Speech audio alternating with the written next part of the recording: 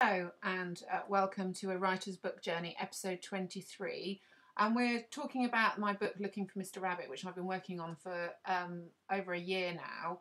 I thought that what I would do in this episode is read to you the prologue of the book, because that is a fixed entity, because it wasn't written by me, it was written by my mother when she was 26 years old about me. So I thought I would read that to you first.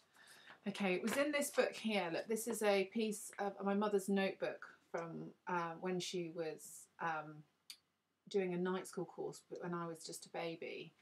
And this is the piece that she wrote. Look, here is her actual writing. It's very exciting.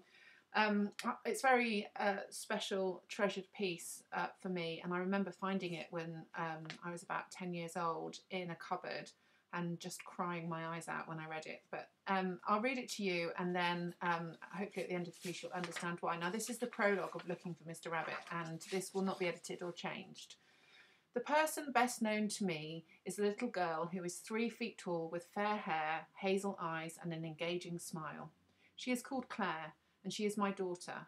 We have built up a relationship over the last 2 years, which has been achieved slowly by trial and error, and has taken a lot of patience and understanding. On my part, Claire's contribution has been to be herself and make her demands understood. Claire has always been good at making clear what she wanted. When she was a baby, she had a loud cry which she did not use constantly, but when she did cry, my first thought was to stop her.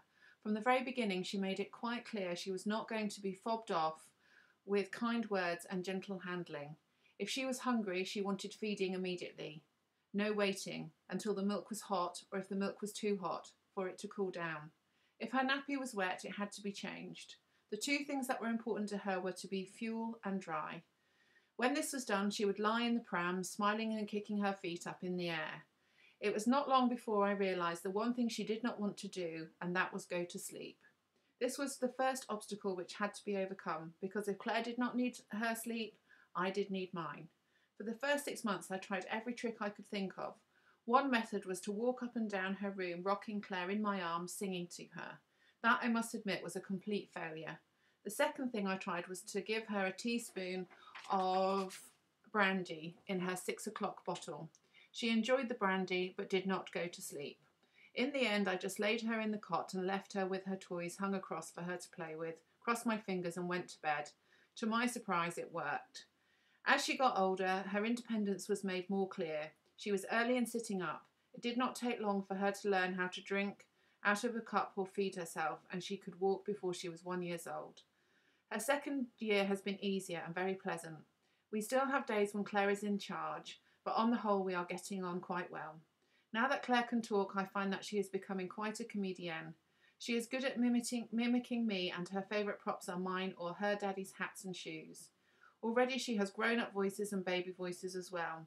As well as the one she normally uses. She also has a lot of important people in her life.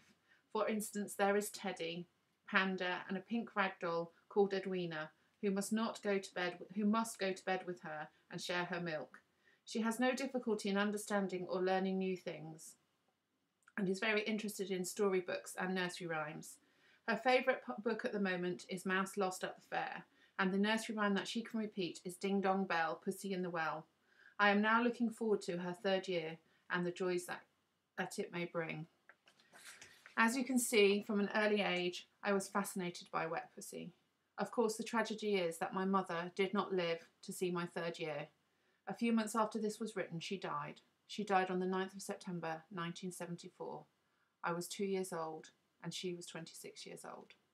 So this really is the beginning of my story. The beginning of the story of how, from a very young age, I lost my mother, how it impacted me, and the journey that I took from that moment onwards.